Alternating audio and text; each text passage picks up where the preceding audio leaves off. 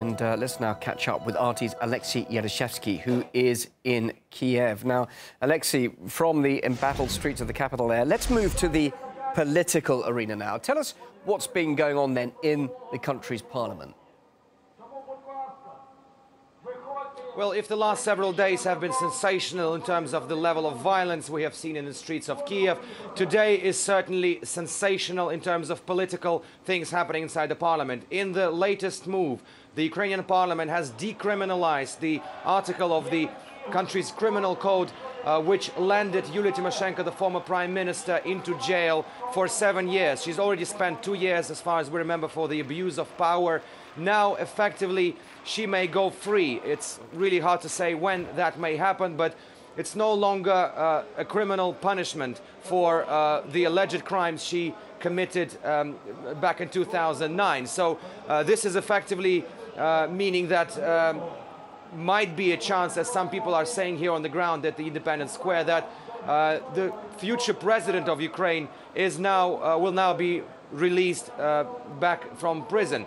Obviously, this is directly connected to the fact to the new peace treaty which the opposition and the president have managed to sign, which creates a chance for an early presidential election. The date has not yet been set, but now the speculation is rife that this may be between August and December this year, not in January next year, as it was supposed to be.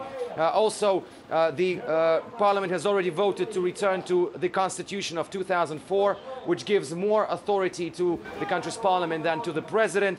And also, there are many other important laws have been accepted by, passed by the Rada, by the parliament today, such as decriminalizing all those who took part in the protests and aiding the families of those who were injured in those protests from both sides, from the side of the police and the side of the protesters. It's also a meaning that things are looking really grim for the ruling party, because we have already had reports that many deputies, several dozen deputies, have defected from the ruling party to the opposition, and despite what seems to be huge concessions coming from the president, the Independence Square is still filled with people. It's unclear whether they will actually go home, because if we look in a nutshell, they got what they wanted. They will be changing the president sooner than they expected.